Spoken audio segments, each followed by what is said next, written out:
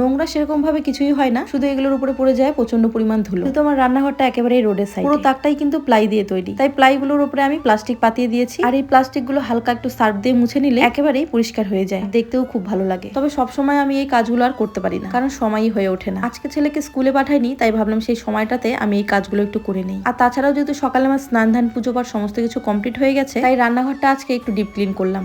অনেকেরই রান্নাঘর দেখি অনেক সুন্দর, মশলার ডিব্বা থেকে শুরু করে রান্নার বাসনপত্র সমস্ত কিছুই অনেক এক্সপেন্সিভ, আর সেই সব জিনিস দেখতেও খুব সুন্দর লাগে। দেখি সারি সারি করে সুন্দর করে সাজিয়ে রাখে। আমি সেই সব ব্লগ দেখি যেসব ভিডিওতে দেখায় রান্নাঘর বেডরুম সুন্দর করে সাজিয়ে রাখে, আর সেই সব ভিডিও দেখে আমার নিজেকেও না ঘর সাজাতে ভীষণ ভালো লাগে, আর বিশেষ করে রান্নাঘর। তবে সেরকম সুন্দর সুন্দর মশলার ডিব্বা কেনার ক্ষমতা আমার নেই, বা সেরকম এক্সপেন্সিভ বাসনপত্র। আমার ঘরে রয়েছে হরলিক্সের ডিব্বা, যেগুলো হয়তো খালি হয়ে গেছে, আবার দোকান থেকে নিয়ে আসা কোনো কোনো খালি ডিব্বা, সেগুলোতেই আমি আমার মশলাপাতি গুলো ভরে ভরে রাখি। এই দিয়ে আমি আমার রান্নাঘরটাকে সাজিয়েছি। আমরা সবসময় অন্যেরটা দেখেই কিন্তু শিখি, আর অন্যের কিছু দেখেই হয়তো কেনার ইচ্ছা মনে জাগে, বা কিছু করার ইচ্ছা মনে জাগে। তবে ইচ্ছে হওয়া বা স্বপ্ন দেখা তো কোনো অপরাধ নয়। সুন্দর সুন্দর জিনিস দিয়ে ঘর সাজাতে সত্যি খুব ভালো লাগে। তবে এমন নয় যে সেটা ছাড়া চলবেই না, যা আছে তা নিয়ে অনেক ভালো আছি। তবে যদি কোনোদিন ইচ্ছেগুলো পূরণ হয়, এই আশাতেই দিনগুলো পার করছি। ওইদিকে তাকটা পরিষ্কার করে মুছে কিন্তু সমস্ত ডিব্বাগুলো সাজিয়ে রেখে দিয়েছি, আর তারপরে একটু বাসনের তাকটাও পরিষ্কার করে নিচ্ছি। বাসনের এই তাকটা আর মাজার জন্য বের করলাম না, আর এই বাসনের তাকের উপরেও কিন্তু আমি প্লাস্টিক দিয়ে দিয়েছি, যাতে জং ধরে না যায়। আমার রান্না করার জায়গা থেকে বাসনের তাকটা একটু দূরে রেখেছি, যাতে একটু তেল চিটে কম হয়। আর সত্যি কিন্তু এখন তেল চিটে একেবারেই হয় না, একটু ধুলো হয়ে গেছিল, তাই প্লাস্টিক গুলো মুছে আবার পেতে দিয়েছি। আর কিছু বাসন আছে যেগুলো একেবারে ইউজ করাই হয় না, সেই বাসনগুলোর উপরে দেখলাম ধুলো পড়ে গেছে, সেই বাসনগুলো আজকে একটু বের করে নিয়েছিলাম। সেগুলো যেহেতু লাগে না, তাই সেগুলো মেজে ভেবেছি ঢুকিয়ে রেখে দেবো। আর তারপর রান্নাঘরটাও মুছে নিয়েছিলাম। কাল যেহেতু সমস্ত ঘরই মোছা হয়েছিল, তাই আজকে আর বেডরুম দুটো মুছিনি, আজকে শুধুমাত্র রান্নাঘর আর বারান্দাটা মুছে নিয়েছিলাম। আর তারপর বসেছিলাম বাসন মাজতে। আমাদের বিয়ের সময় আমার বাবার বাড়ি থেকে যে কাঁসার থালা বাসনগুলো দেওয়া হয়েছিল, সেই থালা বাসনগুলো এখন আর ব্যবহার করাই হয় না। আর কাঁসার থালা বাসন ব্যবহার না করলে কেমন যেন একটা হয়ে যায়। তো আজকে শুধু থালাটা বের করেছিলাম, সেই থালাটার উপরে আমি কাঁসার থালা মাজার যে পাউডারটা পাওয়া যায়, সেই পাউডারটা মাখিয়ে রেখে দিয়েছিলাম। এটা মাখিয়ে রাখলে নাকি একটু তাড়াতাড়ি পরিষ্কার হয়ে যায়, তাই ওটা মাখিয়ে অনেকক্ষণ রেখে দিয়েছিলাম। বাকি বাসনগুলো বের করি, থালাটা যেহেতু চোখের সামনেই ছিল, তাই আজকে শুধু থালাটা বের করে মেজে নিয়েছিলাম। আর তারপর রান্নার জলটা রেখে এসে উঠোনটাও ঝাড় দিয়ে নিয়েছিলাম, কারণ পরে আর উঠোনটা ঝাড় দেওয়ার সময়ই হবে না। আজ পর্যন্ত আমি কোনোদিনই শাশুড়িমার জন্য কোনো কাজ ফেলে রাখিনি। অবশ্য উনি কখনোই আমাকে